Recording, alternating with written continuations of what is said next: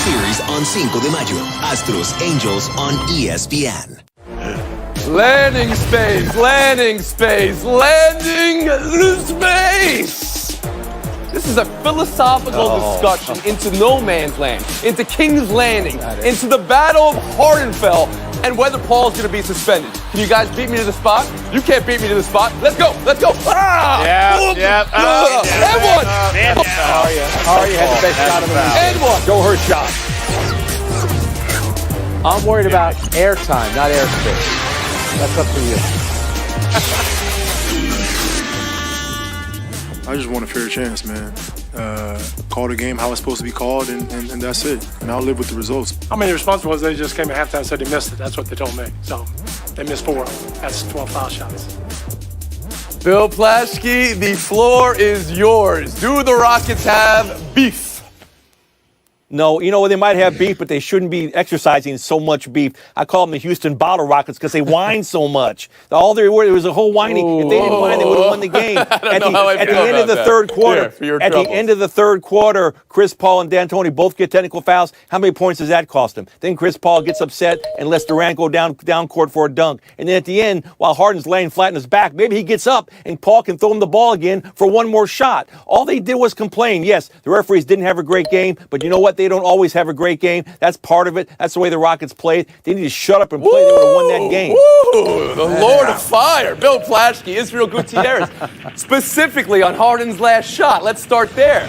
Do the Rockets have beef? Well, specifically no on that one, because the last 2 minutes report came out and said that Draymond Green did not foul him, and that one's fine. I'm still trying to wrap my mind about that around that bottle rocket joke, by the way. But I do think that they have beef the way any team that feels like they've gotten fouled and don't get called have beef. It doesn't have to be the three-point shot. It just so happens to be that this is the one we can analyze so closely because it's a new rule, you know, the landing space and everything else. The Rockets shoot so many of them. James Harden with the step back three. We have all those reasons, but we see it's still a difficult call. It's still a difficult, subjective call where you even saw in that game one where there was a couple of late whistles on James Harden, and it's just like, yeah, they got it right, but it took them an extra half a second to see it. So I get that. They will. All right. I get that it's hard. I get that it's subjective. Clinton Yates, specificity, please. The Draymond Green, 2 of the Klay Thompsons. Do the Rockets have beef here? I think the Rockets do have beef, but I think both teams have beef because this was a horribly officiated basketball game. Overall, the last 20 minutes of this bad boy, I'm watching this as a fan thinking, can I get any sort of possession without a whistle overall? It was terrible, the entire cadence. However, the deal with that landing space rule to me is very confusing. If the whole purpose is to keep players safer from coming down and landing on guys, well, then you've got to call something because it seems to me that they don't really know what they're doing. And if somebody ends up getting hurt in one of these situations, forget about the free throws, forget about the points. You're going to end up taking away from the competitive value of this series, and that's why I think they got to figure this out. It just looked ugly. Well, overall. that brings up the philosophical question that I alluded to before, and I'll turn to you, Frank Isola. The idea of landing space. Whose space is it? What Harden is doing? Is he creating more space and trying to work the referees here, or is he in danger of being injured?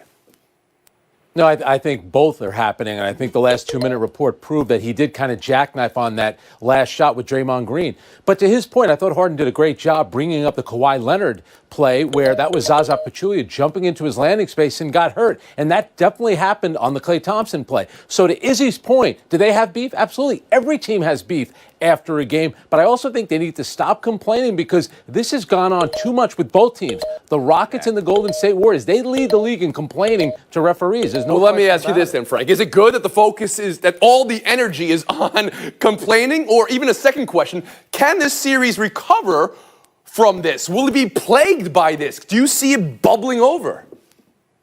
I think all these series take on a life of their own, whether or not it's the Chicago Bulls and the Bad Boy Pistons, the Knicks and the Heat. What about the Lakers and the Sacramento Kings? I think it's all part of the story. And remember, every game will have a different officials, but you know going into game 2, a point of emphasis, that's what the league, that's the terminology the league uses, will be landing. But where is the, here's where I'm lost here. Nobody knows. Nobody knows exactly. Letter of the law, spirit of the law.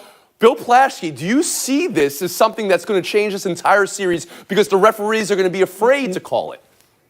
No, I don't see it. I think the officiating will make adjustments like the teams make adjustments. They'll throw the Rockets a few bones. The Rockets will stop complaining so much. I think this will settle down. Series always start like this, and everybody adjusts. And I think the officiating will adjust as well. Let's see if the league has to make an adjustment. Chris Paul and that bump. That's a big one for the league. Again, letter of law, spirit of law. This is the entire trajectory of this series. Again, how to rule. Israel Gutierrez?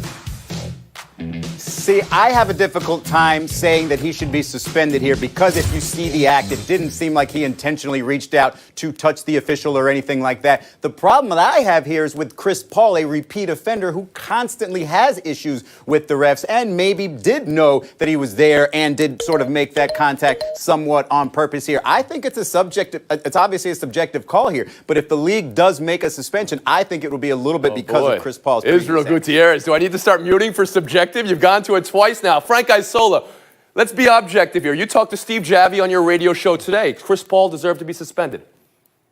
And Steve Javie said the reason Chris Paul was kicked out of that game, it wasn't a second technical foul. That was for bumping the official, and I do agree with Izzy. I think the league is going to rule that it was inadvertent contact, but when you're going down this road, you know, you got a lot of hotheads in this series, including Draymond Green. To me, you touch an official, that's an automatic suspension. I don't think the league is going to give him that. But please, whatever you do, don't say that he was acting as a peacemaker like you did when they entered the locker room in L.A. last year. Don't say that, please. Style of play aside, Clinton Yates, do you think the Rockets are any better positioned for an upset over Golden State this year than they were last year? I think they're fine. I think they'll do well as long as Clint Capella gets his head in the game. That guy had a terrible matchup in game one, and he was, not even able to play defense on the exterior when they really needed him. But overall, in terms of Chris Paul, if you suspend this guy for a game, I think that's just pressing the scale of justice way too much. That play was obviously an emotional one. And if you end up tossing him, that's just unfair to everybody. Go Plashke. Yeah, no, I think anybody watching this game would say the Rockets probably have a better team. I think Golden State with Curry not playing as well as he can, with Thompson not being there, I think clearly if they just stop whining, they're going to win the series. If they just stop whining, they're going to win the series. Wow, Plashke, yes. You're just bringing the heat today. This is incredible. I know we've been horned, but I have one more question. And Frank, you're going to start us off. The Durant run that he's on. Steve Kerr is comparing him to Jordan. Is this Jordan level? I will say this. After watching what he did to the Clippers on Friday night, 50 points, and then he responds with 35, now I'm starting to understand why the Knicks' entire free agency this summer is built around trying to get Kevin Durant. He's a pretty good player. Now you've just realized this. And why is it about the Knicks? How do you even make it about the Knicks right now, Frank? The Knicks. Clinton Yates, what do you see from Durant? Is this Jordan level? It is, and in the context of what we talk about in terms of the legacy of Michael Jordan, we sort of forget what it was he actually was great at, which was just showing up and dominating. And more importantly, Steve Kerr is a guy who has landed a punch on Michael Jordan. If that guy is telling me that Kevin Durant looks like him, I'm absolutely going to believe it and take him at face value because he's not about blowing smoke. Gutierrez? The ease with which Kevin Durant scores, I don't think anybody's really matched that, I believe, since Michael Jordan, especially in the mid-range. But the thing that makes it more impressive to me is, we all said Kevin Durant was bored all regular season, didn't want to do anything. Now, when it's more difficult and teams are supposed to stop you, he's doing his best work. That's Jordan. I don't think it was just the regular season. It was into the postseason where he had 8 field goal attempts and 9 turnovers. That's when he was bored. Right. Plashke, how about you? Since he said, I'm Kevin Durant, you know me, this is Jordan level? This is exactly Jordan level. Only 3 other players have had this sort of 5-game postseason run: Jordan, Jerry West, and LeBron James. So yes, he's definitely Jordan level. Frank, you want to pick up the pieces of your argument about the Knicks and Durant or anything else in your Knicks? score? Yeah, how about those Pick Knicks? up the pieces of your score because it's going the wrong way here. I think the difference is the mental toughness, but how about the mental toughness Kevin Durant is showing you in a Game 6 on the road, 50 points and 35 yesterday? How about the one-footed jumper he took off of his left foot? You were talking, for a guy that's 7 feet tall, basically, he's almost impossible to stop. And like I was trying to say, Tony, he's a 2-time Finals MVP. He is. It's not like he's new onto the scene. We do know that Kevin Durant is this good. Mm-hmm. He is. So you didn't need to say anything you said earlier when it pertain to the Knicks. That's all my point was. A mute and we'll move on. Celtics 112, Bucks 90. Now this gets interesting. You guys ready to pull a muscle, I'm sure, jumping off Milwaukee onto Boston. Paul Pierce, after the game on the set, said it's over. He might be auditioning for a role in Plasma One, Plasma's share. Bob Ryan in a tweet said there's a reason it's called a series. Okay, Tony? He brought up 1985. 1985! This play right here, Horford sending Giannis back twice. Does anybody know Giannis's plus or minus for the game? I'll give you a point if you do. Minus 24. 14. Oh, flash. Minus 24. Frank, is Milwaukee really in trouble now? How much? I really think they are, because the Boston Celtics, we've been waiting all year long to see this team, and now they're all coming together. You give Al Horford that much time to rest. Look at the job that he did defensively. Kyrie Irving is a superstar. They didn't have Kyrie last year. And the biggest thing for me with Milwaukee, even if Giannis struggles, who else is going to pick up the scoring load? Their starting backcourt, Sterling Brown and Eric Bledsoe, were a combined 2 for 12. You're not going to win a game when your backcourt is giving you 2 field goals. I'm glad you brought up Kyrie Irving. Maybe the Knicks should go after him, Frank. How about you, Clinton Yates? Yeah, this is a huge problem for the Bucks. As much as I think that they're one of the top talented teams, if not the top talent in the East, they only scored 90 points at home in a game one. That, to me, is a huge disaster. Giannis has been averaging 30 points against this team. They had nobody else show up. So is it just one bad game, Clinton, or could it be something more? It's one bad game, but it's one bad game that's going to really cost them. They're a young team that has to figure this out. That's what I'm saying. Bud has to figure out a way to get them motivated. You can't have that happen at home against a team with the experience of the Celtics. This was a major issue on all levels. Let's go inside the box score here, Israel Gutierrez. Minus 24, as Bill Plaschke said, for Giannis. And the defense Horford put on him, is that sustainable from Horford's perspective on Giannis? What does Giannis need to do? Well, his individual defense is sustainable, yes. I think the issue is that there aren't any other creators here. I think the Brad Stevens defense, you knew we're going to devise a way to keep Giannis from dominating them. Will somebody else do it without Brogdon there? Is Middleton the type of number 2 guy that can really take you to the next level? I don't think he is. Giannis might need some more help down the road. So do I think that this is a full-time thing for the rest of this series? No, I think these guys can get hot. I think somebody else can create some. I think Giannis can do more on his own, but it's crazy. Jaylen Brown, Jason Tatum, they turn into different players in the playoffs, and Gordon Hayward giving you good stuff in this postseason is huge. It's almost like, and you covered this team earlier this postseason on the sidelines, Israel, but it's almost like a FaceTime you had, say, 2.5 weeks ago when you questioned whether the Celtics would ever be able to change their stripes and turn it on in the postseason. They're 5-0. We don't forget things here. Plaschke, last word on the Bucks and Celtics. I don't see this changing. Defense doesn't change. Giannis went 2 for 10 when guarded by Horford and Baines. They're not going anywhere. Giannis doesn't have the kind of outside game to counteract that. He doesn't have much help. The Celtics play great team defense. I'm not betting against Brad Stevens in this situation. It's incredible. You heard, I know it. You heard Paul Pierce say it's over and you got jealous. Just admit it. Just admit it. Like, oh, I should have had that first. It's one game, Plaschke. Here's a mute. All right. There's your horn. We're going to get to the rest of the NBA in buy or sell. You guys want my Game of Thrones review right now? You ready? Nope. Let's go. Game of Thrones review. All right. Now, everybody start grunting. Start grunting. All right. And fire and ice and fire. Night King didn't give Arya a spot to land. All right. I knew it was over once Drake was wearing a Night King jersey. Hey-o. Around the Horn is presented by Hornitos Tequila, a shot worth taking, part of Happy Hour, and in part by National Car Rental. Go national, go like a pro. And Samuel Adams, brewed and efficiently since 1984. Savor the flavor responsibly. Blazers Nuggets tonight. Before we get there, Saturday's Game 7. You who said it would come down to coaching, did that mean the Spurs would need it but not hear it? No clue to foul in the biggest moment of the season. Start there, Bill Plaschke. What in the world? Is that on players or Pop or the home court crowd? Okay, yeah, Denver wants to say it's a home court crowd. Don't give me that. I don't care how loud it was. Everyone wants to say it's on Pop. No, the players, it's on LaMarcus Aldridge. He's played 13 years. He doesn't know to foul in that situation. That's totally on him. The crowd has nothing to do with it. Israel? It's Pop. Yeah, you ever heard the phrase, coach on the floor? It's moments like these where you need one. It's obvious you need to foul there. Seemed like Spurs were in a little bit of a give-up mode. Yates? The coach was on the floor. He was screaming, and his players weren't responding to him, thus making it, to me, completely on Pop. I understand guys are supposed to know what to do, but what's the coach there to do? Prepare them. That was a sad look at a guy who had lost touch with his team. It was very unfortunate. What did Larry Brown always say? Score, clock, time. That's on LaMarcus Aldridge. You have to know. You've been in the league long enough. You have to foul down 4 under 30 seconds ago. I put on the play. Frank, were you expecting every panelist to be there with you in unison when you said score, clock, time? Nobody was with you there. Nobody put that on Larry Brown. No, I know what you're talking about. Buy or sell 2 tonight and the He's in the next Hall of 2 Fame. weeks. What is the single most important element of Blazers Nuggets that you're watching for to tip this series, Israel? I mean, that backcourt of Denver's, they need to be some version of efficient in order to complement or to match what the Trailblazers backcourt. Some version of efficient. Clinton Yates, how about you? To me, it's Enes Kanter. He averaged 17 points against the Nuggets, and on the offensive boards, this dude is a monster. They're going to need him in order to get this done. Isola?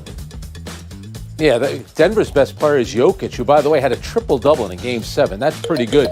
Enes Kanter, how is his shoulder? Not a great defender to begin with. He's going to need to do a good job on Jokic. And Bill Plaschke?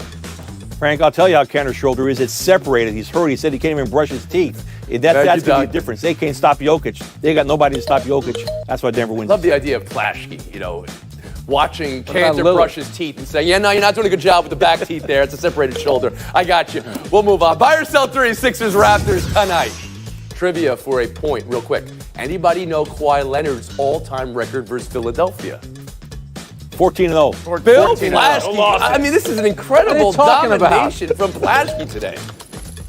Clinton Yates, start us off. What did you see in Game 1? What do you need to see in Game 2? Is Toronto that much better? Is Philly in trouble? I think Philly's in a little bit of trouble, but not much. And Embiid's really got to get going. He had a lot of trouble against Marc Gasol, although he did play well against Ibaka. He's going to have to step it up against not just the starters, but the backups and be the big man that he is. Marc Gasol plus 29 in that game, by the way. Thank you, Frank. There you go. That's a good stat. Just too physically dominant on both ends of the court. He played in 9 games last year like he fell off the face of the earth. The guy is a top 3 player, maybe top 2 player in the league. Is Philly in trouble right now, Frank? No, I don't think they are, but they're going to need to get more out of Embiid. 5 of 18 in Game 1. Not good. Bill Plaschke?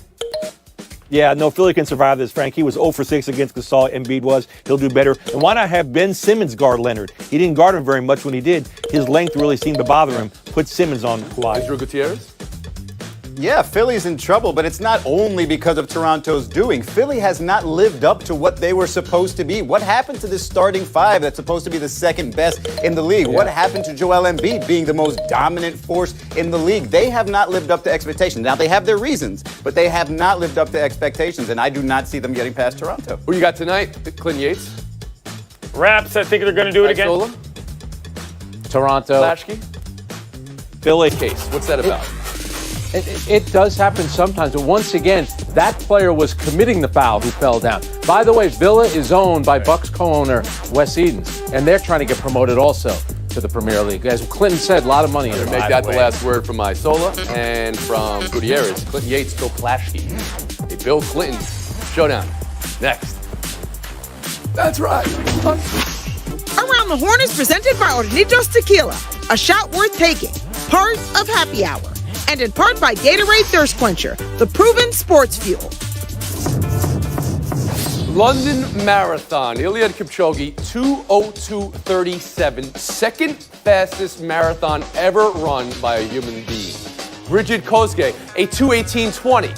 I challenge you right now to run 100 meters at the pace they kept for 26 plus miles. For Kipchoge, that would be a 17.4 second 100 meter. For Kosgei, 17.9 seconds. And if you can't, then you have to run in Big Ben cosplay. Bill Plaschke, who impressed you most? Get under. You can't get under. Look at that. The guy who was literally racing against the clock. I'll take that guy. Time waits for no one. It would have been a lot easier if you want to keep his time to just wear a Fitbit or something. You have to put it on his head. The person who impressed me most is whoever created that costume. We see people running around in crazy outfits on baseball fields all the time. For that thing to hold up for 4 hours, tremendous craftsmanship. Nobody realized that the marathon is a sprint. They're running faster than both of you can run 100 meters for 26.2 miles. Plaschke, you dominated the trivia today. You'll get the FaceTime. All right, I have a Game of Thrones spoiler alert. Oh, good. I'm here for this. The move of the weekend was also the worst call of the weekend. Arya Stark incredibly flying through the air, going from her left to her right in midair with the dagger, going against the Night King. But you know what? She should have been called for a charge. His head exploded. What do they need to know? She should have been called for a charging call. Going the other way. Night King should have survived. We love the Thrones on this show. You've seen our Open. We've done the Game of Thrones Open.